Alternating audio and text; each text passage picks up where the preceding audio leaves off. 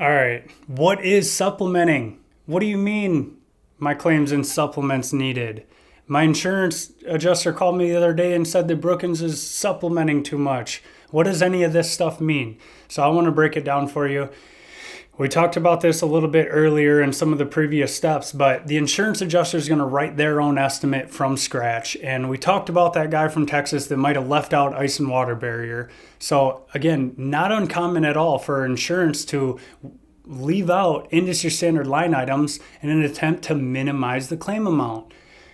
Obviously, their goal is to minimize the claim amount.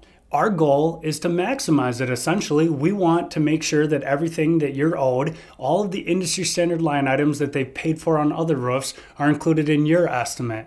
Well, in a perfect world, that would happen on every estimate, but it just doesn't. They leave out industry standard line items. So we have an estimating department, a whole team of people that's all they do all day, every day. They review estimates and identify which industry standard line items are left out, and then they bring those to the insurance carrier's attention.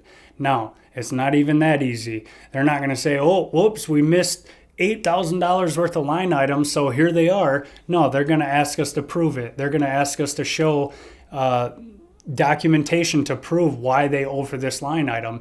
And a lot of the times their strategy is to delay.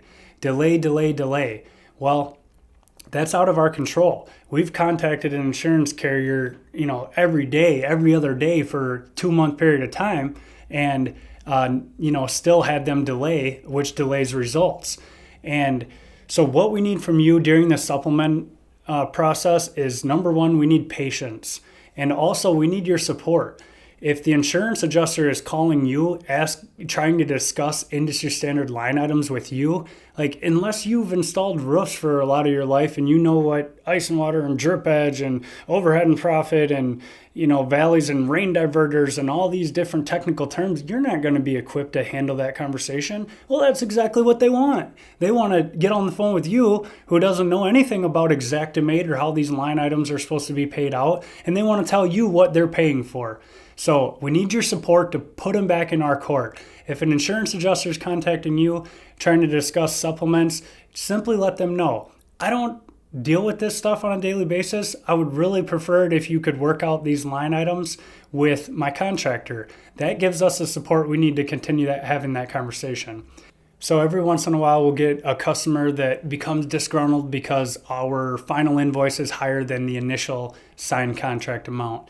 This is super common. Almost on every single claim, the claim amount takes an increase. Why? Because the insurance adjuster wrote a low estimate to begin with. We agreed to install a really good roof for you in accordance with building code, in accordance with shingle manufacturer recommendations, even though we knew their estimate was really, really low. So why did we do that? Well, because we knew that supplements were going to be approved. Now that supplements are approved, those supplements become part of the contract amount. Unless, of course, it's for work not doing items, something that we didn't touch. We are never going to bill you for something that we didn't do. But a good analogy for this is to consider health insurance and the medical industry.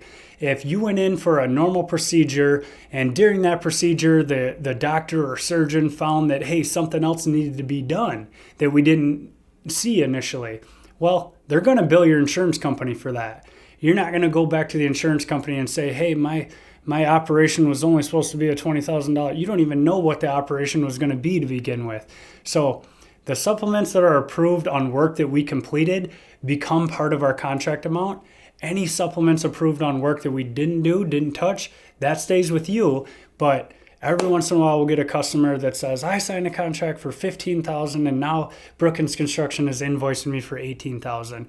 Hopefully your field rep discussed the supplement process with you during that initial contract meeting, but you're seeing this video right now because you're in the supplements needed phase of the process.